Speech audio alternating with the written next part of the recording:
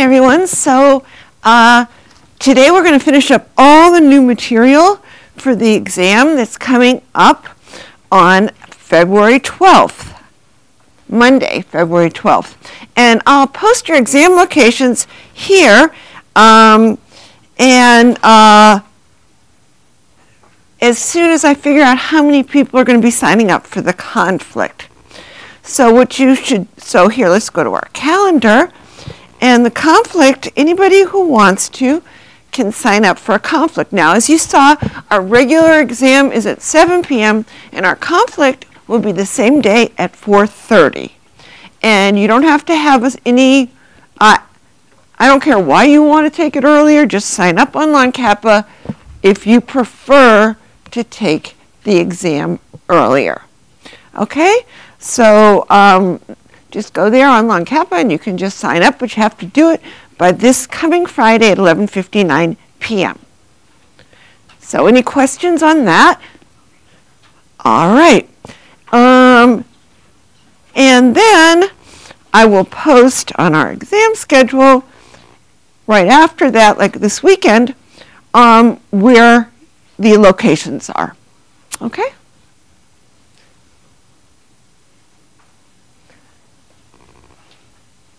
It's at 7 to 8:30 p.m. It's an hour and a half. You have 90 minutes to do the exam, so everybody will have plenty of time. Now, there's currently in our notebooks, let's go to the document camera. In our notebooks, you know that there's a practice exam. All the yellow pages are practice exams from a previous semester, and there's a key there.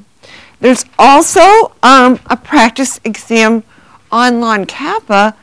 You can go to the folder called Practice Exams, and there's an exam that has the advantage of being randomized, which means that you can try it over and over again, each time getting new numbers for certain problems, the calculated problems. So you can look at, and it's an actual exam from a previous semester, and you can do that too as well. And then I will post one more practice exam, the one from last semester. I'll send it to you with the key and post it on our website. So any questions on that? So today we're going to finish up all the new material that you need to know for the exam. Chapter 10 is the last chapter on the exam. Then Thursday we'll have a review, and then Monday is our exam. Okay? Got it? So now to finish up chapter 9 here, let's begin. So we were looking at last time how to build error bars around our slope. So we have, so the standard error for the slope, we said, is given by this formula. And this formula here, you can see what formulas will be given to you on the exam because it's going to be the same as this semester here. So that's what it's going to look like. So you will have that formula on your exam right here. Okay? That's what it will look like. So you don't need to memorize it. But we said it made sense because the bigger the errors are, the standard deviation of the errors is the variability around, the scatter around your regression line. The more scatter there is, the more variable your slope is going to be. And then the denominator is, you know, the sample size, square root law. The bigger our sample size, the better estimate our sample is of the population's slope. And this SDX just comes in to make it the units work out, because slope is y over x. All right, and then we also saw that the probability, we also saw that we can build confidence intervals around our estimate of the sample slope because it follows the normal curve as long as the sample size is large enough. Okay, so for large samples, this is what we did. We have this kind of confidence interval, right? And as long as we have these assumptions, and this is what? This is, remember our four assumptions: linearity, independence, equal variability, the errors. And the last one was normality. And these are assumptions 2 and 3. Okay? So this is assumptions. This one's 2, we said. Number 2, and this was number 3. Okay. So that's assumption number 2 and number 3. Now, and of course you want linearity too. Linearity is a little bit of a redundant assumption, but everybody says it, so we'll just put linearity in there. Okay. Now, what? Then we have this assumption number 4. We need assumption number 4. It doesn't really come into play unless you want to use the t-curves. So we need assumption number 4, which is normally distributed errors around the regression line, to use the t-curve, the t distribution.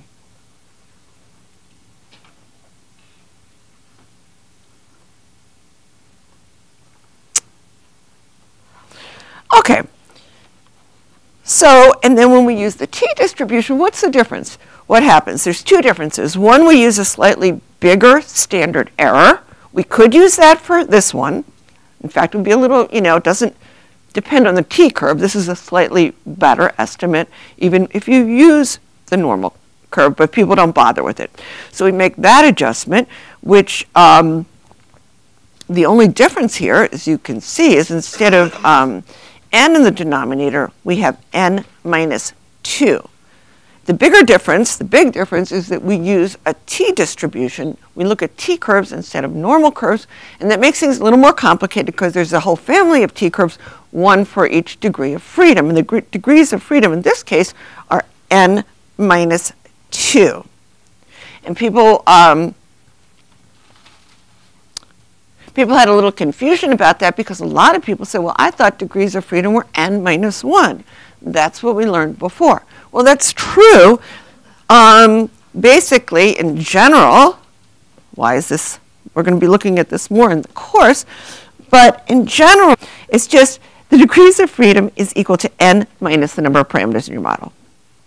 I was thinking ahead. Okay, here's what I was thinking about. Why is this making sense? All right, so what do these degrees of freedom refer to? What do they refer to? The degrees, this says the n minus the number of parameters in your model. Okay? What do the degrees of freedom refer to? They refer to the variance or the variability around your model. So, maybe I should say that. So the degrees of freedom refer to your variability, the scatter, the errors, the variance, okay? The variance around your model. So, back in Stat 100 or in AP Stats, you were talking about variability around the mean, variance around the mean. So if you're talking about variance around a mean, around the average, well, the variance around the average, around the mean, has what? N minus 1 degrees of freedom. Because the mean is one parameter. You're just estimating a mean. That's one parameter. You can fully describe the model as saying the mean is mu. That's one parameter. So the variance around the mean has n minus 1 degrees of freedom because the number of parameters is equal to 1. And you can think about it this way. If you just had one point, your sample size was 1 and you wanted to estimate the mean of a larger population, you could estimate the mean with that 1 point, but you couldn't make any prediction about the scatter around the mean, the standard deviation, the variability around that mean, could you? You don't know if every single number in that population is the same. Like let's say you got a sample and the mean is 10. You don't know if you have a large set of numbers. You sample 1, that's 10. You don't know if every single number is 10 or if there's a huge distribution, big variation. But if you picked 2 numbers and you got 0 and 20, you have a better, your estimate is still 10, but you've got a better estimate of the mean. So you have to have more than one. When you were saying, so it's n minus 1, you need more than 1 point to reasonably estimate the variability around a mean, because you have one parameter, okay? So let's do the variance around a line. That's what we're doing now. That has n minus 2 degrees of freedom, because the number of parameters in our model is 2. What I mean, we're estimating the equation for a line has a slope and an intercept. So we have 2 parameters we're estimating, the slope and the intercept of our population. And think of it this way. You have a big sample size and you only draw 2 points from it.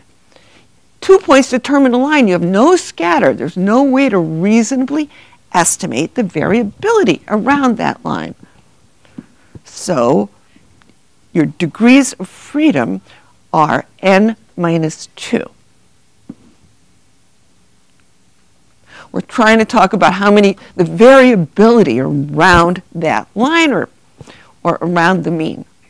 Remember, like if you know if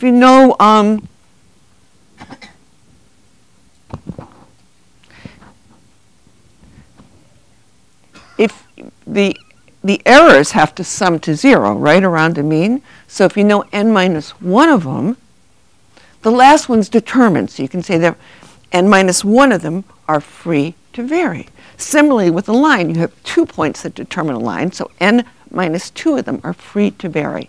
There's a lot of different ways you can look at these degrees of freedom, but they depend on how many parameters are in your model. So next thing we'll be looking at is a plane. And that's going to have how many? N minus 3 degrees of freedom, because 3 points determine a plane. You have 3 parameters in your equation for the plane. And then we're going to go into higher dimensions, and basically it's however many for each parameter that you're estimating in your model. For each parameter, like right now we only have a slope and an intercept, we're only estimating 2, you lose a degree of freedom.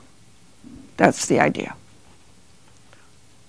So you have all the degrees of freedom in your sample size, because they're all free to vary, but you lose the degrees of freedom n minus the number of parameters in your model. So the more parameters you put into your model, the lower your degrees of freedom. Any questions on that? Okay, so right now it's n minus 2 only because we're talking about a simple linear model with a line. We're right here. All right, so now to build confidence intervals around that, what did we do? We took our sample slope plus either z or t, the critical value of z or t corresponding to a particular % confidence interval, and we multiplied that by our standard error. And this t, again, is going to be determined by which t curve we look at, and which critical value, how we get that critical value, is going to depend on our degrees of freedom. All right, so any other questions here? I think we're good here. So now we're going to move on to chapter 10. And chapter 10 is just doing hypothesis tests on the slope, right? We've built confidence intervals around the slope, and now we're just going to do a significance test, because sometimes instead of finding confidence intervals, how sure you are, confidence intervals, how sure you are that your true population slope lies within a particular interval, sometimes we just want to get a p-value. We want to make a decision, and we want to get a p-value. Okay? For the null hypothesis that the true slope is 0. So, so how would we do that? Okay, so let's look here. And what we can do either a t-test or a z-test. All right? And you might think, that we do it our usual way, right? The t or the z would be what? If the null hypothesis is what? That there's no correlation, that the slope is completely flat and zero. There's nothing going on here. Then what would we do? We'd say our observed slope, this is our observed sample slope, minus our expected slope of 0, which would be 0, I didn't include it, over the standard error for the slope. Same thing here. So that would be our usual form of a hypothesis test. And let's simplify this. If we simplify this, our slope is given by, this is our sample slope, we just have one of them, so I didn't call it B1, over its standard error. And so this is something you need to know, the equation for our slope. It's the same both here and here, r times the standard deviation of y over the standard deviation of x. That's in the numerator. And then our standard error for the slope is the formula that's given to you on your front of your exam. And except we have to make an adjustment here if it's for t. n minus 2 instead of n. And that won't be given to you. Say the standard, I just give you this one. So you'll have to know if you're using, if you want to do standard error plus, it's n minus 2 there. Okay? So now, look what happens. Do you see how these SDY over SDX cancel out? And we're left with just R over this standard error here, over this. And when we simplify, this is in the denominator of a denominator, so here it's in the, when you simplify, it's in the numerator, and we get this. So this is right here, this is the t statistic, and this is the z statistic. To test the null hypothesis that the slope is 0. Okay? And so this is what we're going to be doing, using these two statistics that won't be given to you. So you need to know them. So let's think about how they make sense. Think about it this way. The numerator here measures the strength of our signal, right? The bigger R is, the bigger the correlation is between the two variables, the stronger our signal is, right? The bigger that's our signal. And the bigger our sample size is, the stronger our signal will be. Even a small signal will be amplified if you have a big sample size.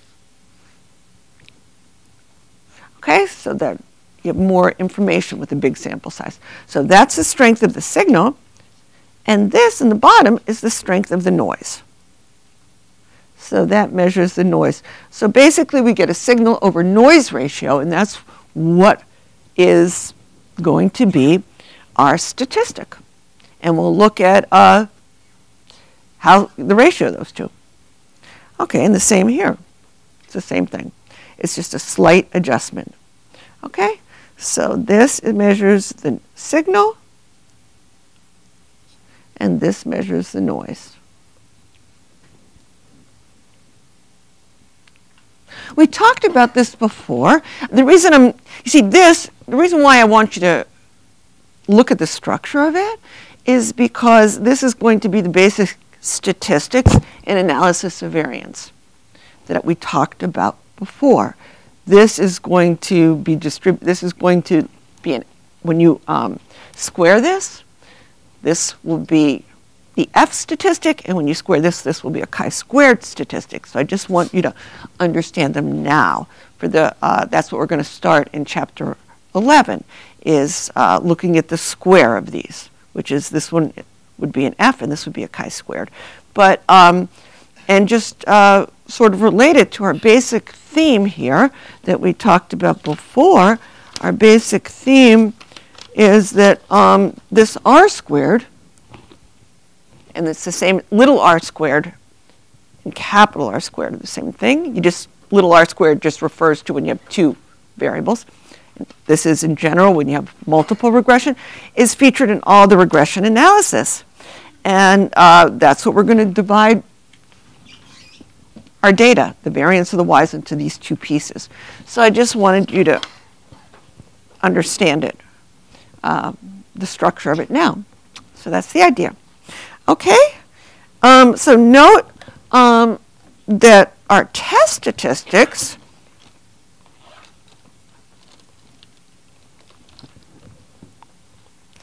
end up involving only R and N too. R and N, they don't have, the standard deviations cancel out. Okay?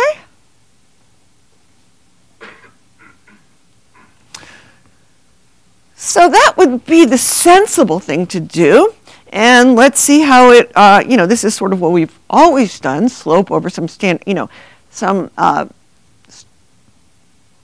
the observed mean minus the expected mean over some standard error for mean would be either a t statistic or a z statistic. So this is easy to remember because it has the same structure. So why don't we just go ahead and do the hypothesis test on the example that we used to build confidence intervals last time, which was this example back on the previous page right here, and we'll see how they relate to each other. It's this example, right? We're building confidence intervals, and we saw that our confidence interval included 0. Our confidence interval included 0. And now we're going to do a significance test on this.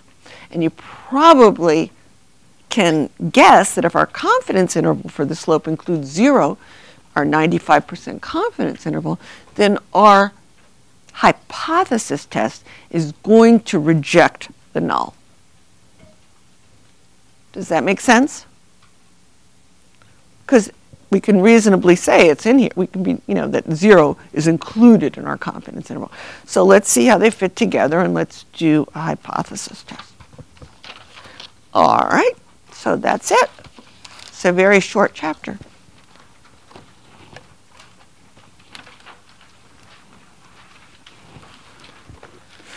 All right.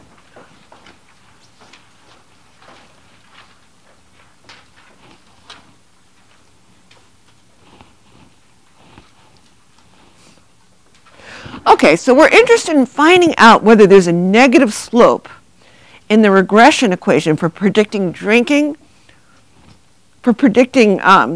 actually GPA from drinking. Wouldn't we rather predict GPA from drinking than drinking from GPA?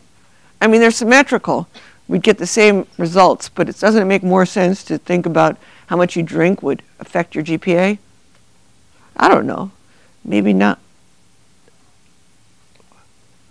Then your GPA would affect, I don't know, you get a bad grade, you might go out and drink. It could go either way, I guess.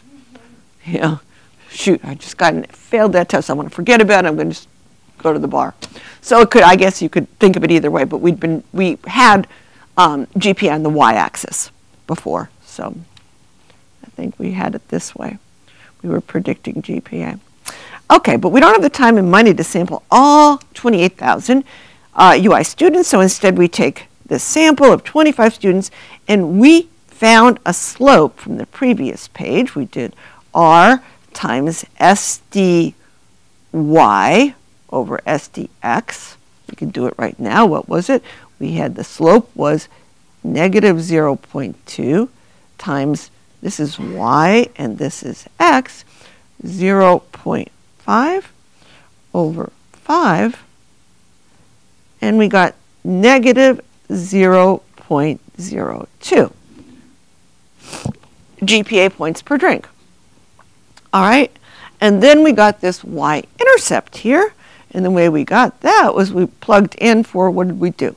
We plugged in for GPA, just the average GPA, and we plugged in for drinks. What did we do? The average number of drinks, and then we solved for this y-intercept, and we got 3.2. That's from our previous example. Okay, so that's what we have. And now we want to set up a hypothesis test. So we're going to do our usual, and let's just review the logic because people have some difficulty with this sometimes. So it's an argument by contradiction.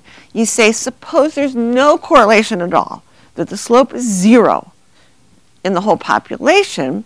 How likely would it be for us to get this slope, this big and negative difference, just by random variation? So you formulate the null hypothesis. You assume that's true, that the population, the null hypothesis is that in the whole population, there is no correlation between drinking and GPA. And this difference in the sample slope, this was our difference in the correlation, and this is our difference in the sample slope. It's just coincidence. They happen to look the same except for a decimal place. That's just because the ratio of their standard errors here differs just by a decimal place. Okay? So the null is that there's no particular cause for it, that it's just sample variation. The true slope's really 0. And the alternative hypothesis is no. We believe that there is a negative correlation. There's a negative slope in our population, and that's the reason that we've got this difference between the sample slope and what you'd expect by the null. It's too large to be explained by chance. All right? So we set up the probability model, and we've done this before. We just imagine this population. So we're going to set up the null, the null model. And it always involves, it's always the whole population, right? So the null is going to be a scatter plot, it's the whole population. So it's a scatter, we'll have a scatter plot. We don't know it, but it exists, a scatter plot of the entire population of 28,000 students. And it's going to be like, you see, and in that, it's specified what it is. We think there's no correlation. This is the null. So this is our model, that there's no correlation at all between GPA and the number of drinks students consume per week, and that there's just no relation, so that we have what? That is our regression line, a completely flat line, and the regression slope of the population, that's why I'm putting a beta in there, is 0. You usually don't care about the y-intercept, so these hypothesis tests are just done on the slope. Okay, so this is all 28,000. All right, and then what do? So the idea is we're drawing how many? So we draw out of here. You just randomly draw out points from here. N equals 25 points, right? Without replacement, because our sample is going to be 25 different people. 25 randomly chosen points without replacement, okay? And what happened? And then we got our sample slope, which is the Roman letter instead of the Greek, and that was what was given right here. We got it right up there. That's our sample. So that's the drop per drink. Okay, so now we're ready to do our hypothesis test. This is our model, so let's turn the page. So now, we are going to use a test statistic based on that box model, right? And it's here the two. This is for small n, and this one would be for large n, okay? All right.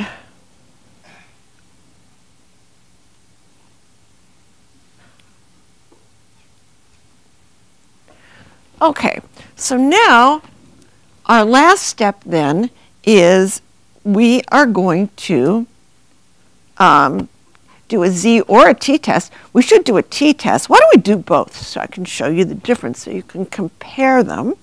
So let's draw another here. Let's draw, okay. So we'll do a z statistic here and we'll do a t on this side. All right, so our z statistic is going to look like what? Well, it's going to be r, which is negative 0.2, that's r, not the slope, r times the square root of our sample size, which was 25, over the square root of 1 minus r squared. So 1 minus 0.04. That's it. And I got negative 1.02. And that's our test statistic. And we'll be able to look on the normal curve here, right? Centered at 0. And so it's just, right? And here is negative 1.02, just a smidgen to the left of 1. And so our p-value will be, because it's one-sided, we specified, we didn't think that drinking would improve GPA, so it's one-sided. So it looks like that. That's the area. That will give us a p-value. And if we did the t, how would it change? Well, this part would be very similar, right? We'd have negative 0.2. Everything's the same, square root of 1 minus 0.04, but instead of multiplying by 25, we're going to multiply by what? N minus 2, 23. So you see how that makes it a little bit smaller, our t-stat. Now don't confuse that with the critical value of t, which is always bigger. But this is our t-statistic. It's a little bit smaller. So it's going to be a little bit closer into 0. Let's draw a curve. Now, which curve should I draw? There's a whole bunch of t-curves. I have to figure out what the degrees of freedom are. So the degrees of freedom, remember, are equal to n minus the number of parameters in your model. There's 2. There's a slope and an intercept, so it's n minus 2. 25 minus 2, which is 23. That's where that 23 is. All right, so I have to draw a curve for 23 degrees of freedom. Well, it's going to look so much similar to that, right? But let's just draw a symmetrical curve. You won't really be able to tell the difference. But the difference is it's going to be a little fatter in the tails and a little shorter in the middle.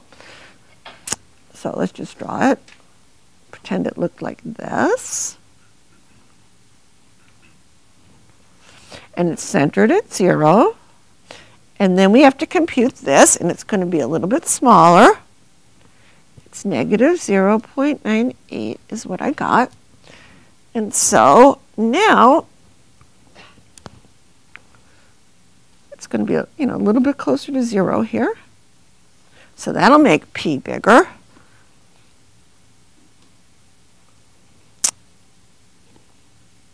And now I want to find out this area.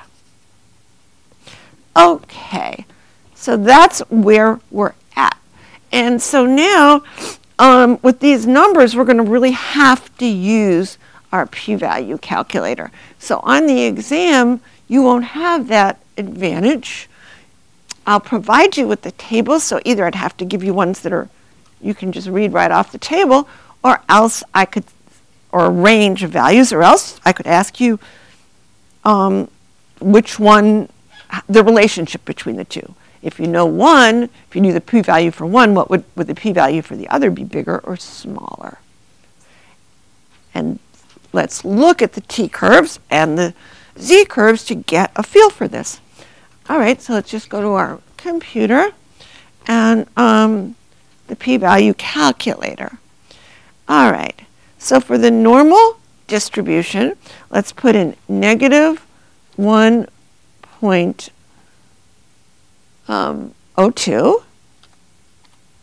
And now we have to decide, we want the left-hand tail here, right? And we want to compute the p-value. So our p-value is 15.39%, or 0.1539. You can write that down.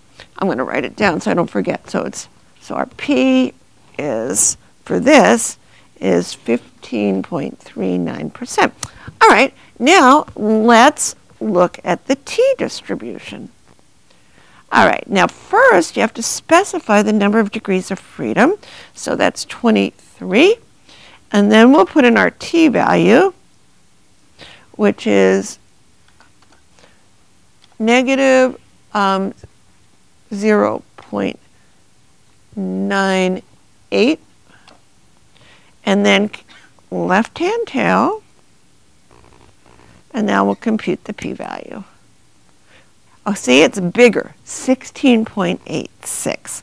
So you might think it's bigger only because we didn't go far enough out. But that's not true. It's going to be bigger for the same statistic here. So let's look at that. So now we'll go to negative. Let's look at if t was exactly the same when we negative 1.02 as our z statistic, and we compute the p-value, it's still bigger. 15.92 is what we got here, and the other one was 15.39. Now, the difference depends on how many degrees of freedom. So, with a very small sample size, let's say a sample size of 4, we're going to have it's going to be much fatter in the tails. And we get 18.27. So our p-value, and that makes sense because you have a smaller sample size, more uncertainty. You're less likely to reject the null. 18.27. What if it's a huge sample size?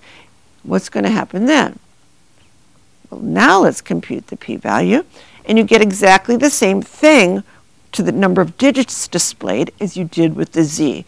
And that's because, as you know, as the degrees of freedom increase, the t-curve resembles more and more the z-curve. And so you'll get to the decimal places displayed here, they look the same. All right, any questions on that? All right, so let's write that in our books and go back to the document camera. All right, so this is 15.39, and this one we said is bigger. This p is equal to 16.86%. And so what conclusion do we draw? Well, remember, there's a lot of uncertainty. I mean, this is not beyond a reasonable doubt. Our usual cutoff is 5%, which would be beyond a reasonable doubt. So or whatever we choose it to be. If it was two-sided, it would be 2.5%, because you'd have 2.5 on either tail. Small values appear evidence against the null. Okay? But we've got large values here. So it's not, okay, so what can we do? So can we reject the null? No. We cannot reject the null. It's not beyond a reasonable doubt. Now, this could have just happened just by the luck of the draw, right? What this is saying is that almost 17% of the time, just by the luck of the draw, you're going to get this negative correlation, just by chance, even when the null is true. You know, when let's say there's absolutely no correlation between drinking and GPA, well, you're going to see this strong evidence 17% of the time. That's not convincing evidence that, right? We cannot reject the null.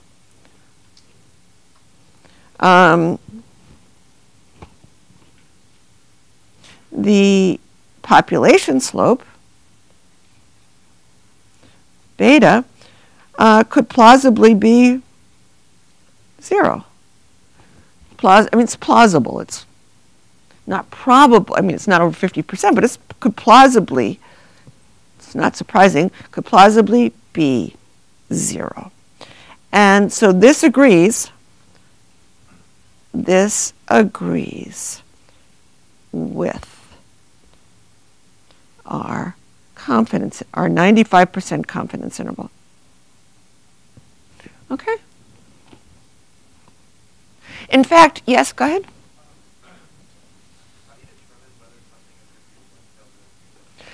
Excellent question. How do we know whether it's going to be one-tailed or two-tailed?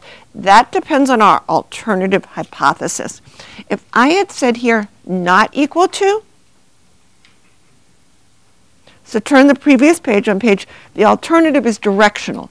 And this, when it's directional, it's one-tailed because it's saying that we know it's going to go in this direction. What if our alternative was just an inequality? Then we could say, oh, we think it's going to be, we think that drinking has an effect on GPA. We think it does, but we don't know if it has a good effect or a bad effect. But we think it has some effect. I mean, that's certainly, you know, if you think that, then you would do a two-tailed test, which would really be equivalent to the confidence interval. A confidence interval is always basically two-tailed because it's putting error bars in both directions around something. So a 95%, okay, so if you want to go further with that thought, a 95% confidence interval not including 0 would be equivalent to a two-tailed test, or a 95% confidence interval including, I'll say including 0 because that's what we got, including 0 would be equivalent to a two-tailed test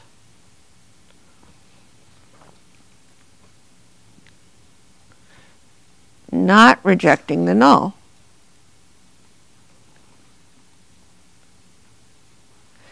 At alpha equals 5%. Or a one-tailed not rejecting null at what? Half that, 2.5. But let's just do this.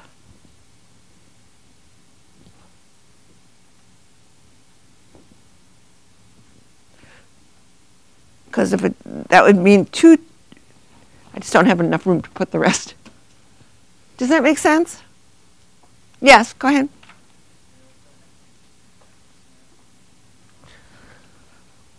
You asked me to read this aloud? You can't read this?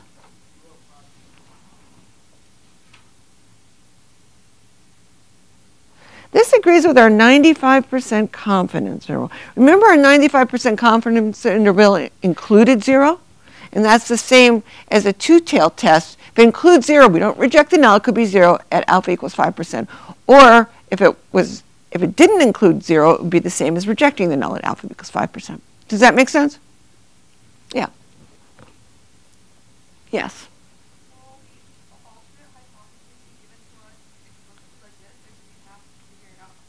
No, it'll be given to you. If we were designing the experiment, we'd have to think about power and about how big a difference we want to detect. Okay? But we're not designing it. We already have the data, and we're just looking at it. Any other questions? All right. So I think, let's see. Let's turn the page here.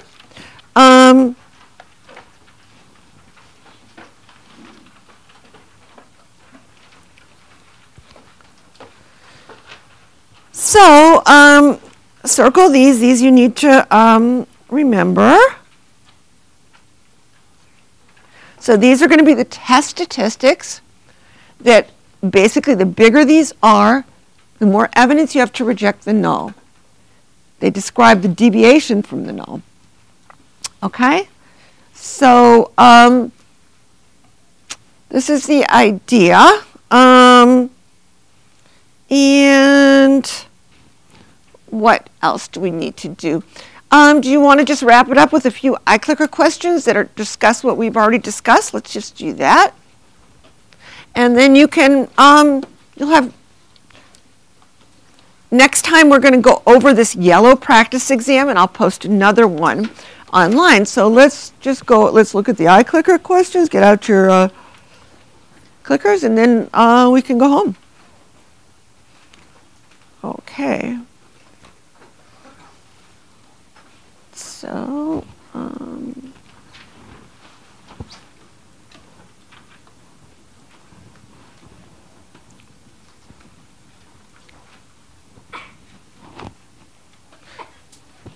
so which will yield the smaller, if you do a t and a z-test on the same data, which is going to give you the smaller p-value?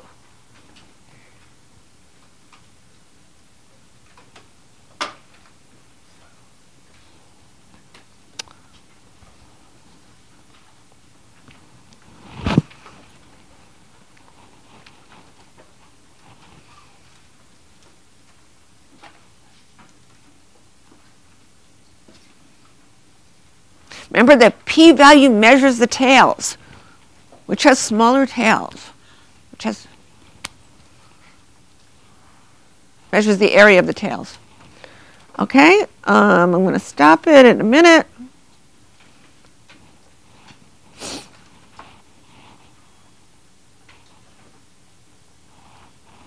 Okay, let's see what you said.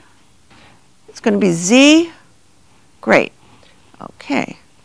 That's correct. All right, now let's look at our next one. The z-test, because the z-test has smaller tails. Okay, let's look at the next one. And this one says, which test stat is smaller, the z or the t? For the same sample, we just did it. Which one's going to yield a smaller t or z statistic? Which will be the smaller statistic? Not the critical value, that's going to be our next, not the critical, but the smaller test statistic.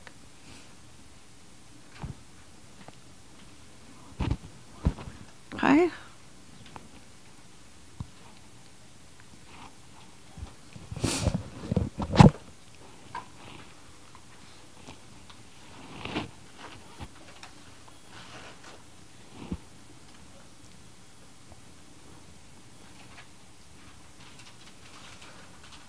All right, I'll stop it. And the smaller one is T. Great.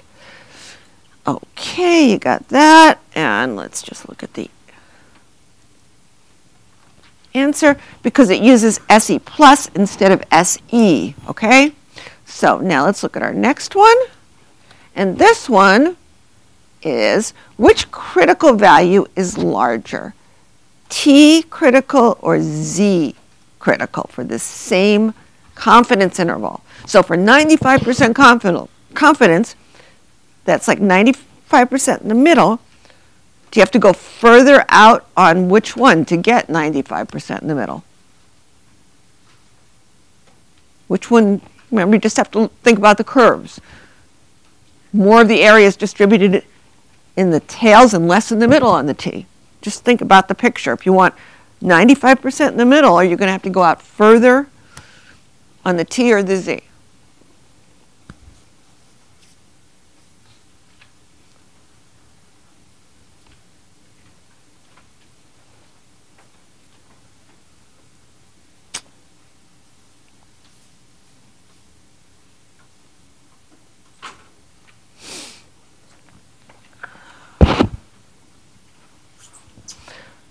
Okay, stop it. And you have to go further on the T. Great. You have to go further on the T because this was a harder one. The area is smaller in the middle on a T. So to get 95% in the middle, you'll have to go further out. Right? Does that make sense? Does that make sense? We did that last time. We didn't cover it this time, but we covered it last time, that you have to go further out to get the same confidence. You know, there are different ways of expressing the same thing. You basically need more evidence to reject the null with the t. And so if it has fatter tails, that means it's going to have less in the middle. T has fat tails. Remember that. T it has fat in the tail. This is the easy way. T is fat in the tail. So it has fatter tails. So the confidence interval refers to the center, not the tails. So if it has more bits in the tails, you're going to have to go out further to get some more of that area. Does that make sense to everybody? Okay. So that's the idea. And let's see, I think that is it. And why don't you just